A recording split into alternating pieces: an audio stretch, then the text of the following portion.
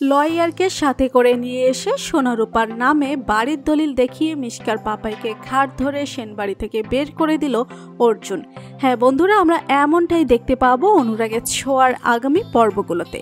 বিস্তারিত জানতে ভিডিওটি না টেনে শেষ পর্যন্ত দেখতে থাকুন। মিশকার পাপাই কুমারের সাথে হাত মিলিয়ে লাবণ্য সেনকে বোকা বানিয়ে সেনগুপ্ত বাড়ির সকল সম্পত্তি তার নামে করে নেয়।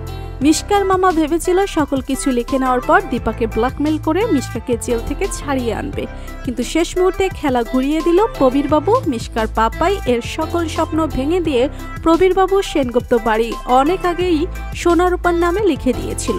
প্রবীরবাবু সবাইকে বলে, আমাদের বাড়ি আমাদের থেকে কেউ কেড়ে নিতে পারবে না, কারণ এটা আমি অনেক আগে সোনা রূপার নামে লিখে দিয়েছি।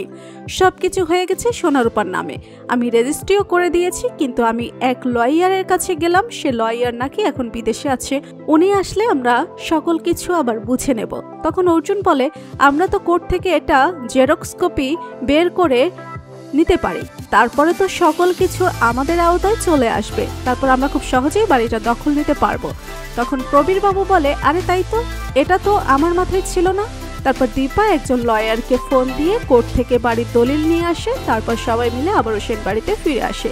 মিশকার পাপাই তাদের দেখলে বলে, তোমরা এখানে কেন এসেছো? তখন লয়ার বলে, এই বাড়ির মালিক আপনি নয়, এই বাড়ির মালিক সোনা আর রূপা। তারপর অর্জুন মিশকার পাপাইয়ের ঘাট ধরে সেন বাড়ি থেকে বের করে দেয়। তো বন্ধুরা, তোমরা কি এমনটাই চাও? কমেন্ট করে জানিয়ে দাও আমাদেরকে। ভিডিওটি ভালো লাগলে লাইক কমেন্ট শেয়ার করুন, আর আমাদের চ্যানেলে নতুন হয়ে থাকলে চ্যানেলটি অবশ্যই সাবস্ক্রাইব করুন। ধন্যবাদ সবাইকে।